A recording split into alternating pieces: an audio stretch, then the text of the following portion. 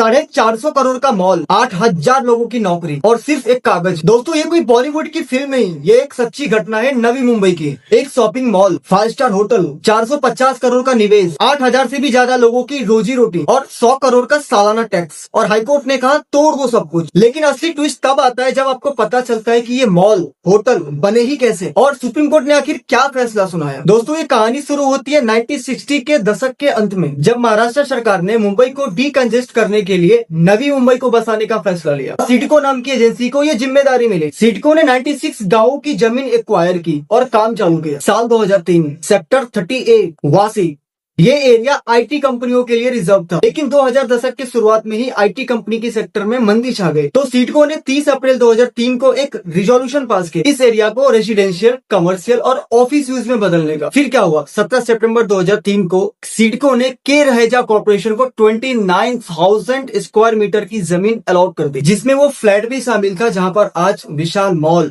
और होटल खड़ा है। और ये अलॉटमेंट बिना फॉर्मल गवर्नमेंट के अप्रूवल के किया गया था। साल 2014 यानी कि अलॉटमेंट के 11 साल बाद बॉम्बे हाईकोर्ट में एक पब्लिक इंटरेस्ट लिटिगेशन यानी कि PIL पिटीशन फाइल हुई। पिटीशन में कहा गया कि ये अलॉटमेंट पूरी तरह गैर कानूनी और मनमाना था। सिडको ने बिना सरकार के मंजूरी के जमीन दे दी। हाईकोर्ट ने कहा ये अलॉटमेंट पूरी तरह गैर कानूनी और आर्टिकल 14 का उल्लंघन है। हाईकोर्ट ने डेवलपर्स को ऑर्डर दिया, फ्लैट को उसकी ओरिजिनल कंडीशन में वापस लौटाओ और खाली कब्जा सिडको को सौंपो, मतलब कि पूरा मॉल होटल सब तोड़ फोड़ के गिरा दो। लेकिन सुनिए, हाईकोर्ट ने एक अजीबोगरीब ट्विस्ट भी दिए। उसने कहा हालांकि डेवलपर्स रेगुलराइजेशन के लिए अप्लाई कर सकता है, यानी कि तुम गलत हो लेकिन जाकर माफी मांग लो। ये मामला सुप्रीम कोर्ट पहुंचा और सुप्रीम कोर्ट ने हाईकोर्ट के फैसले को चुनौती देना शुरू कर दिया। सुप्रीम कोर्ट ने पूछा ये मॉल 2014 तक बन चुके थे, 450 करोड़ लग चुके थे, 8,000 लोगों की नौकरी चल रही थी, 100 करोड़ का सालाना टैक्स आ रहा था, अब तुम कह रहे हो तोड़ दो। सुप्रीम कोर्ट ने साफ कहा demolition will not serve the public interest. 17 साल बाद 450 करोड़ का इन्वेस्टमेंट, 8,000 लोगों की नौकरी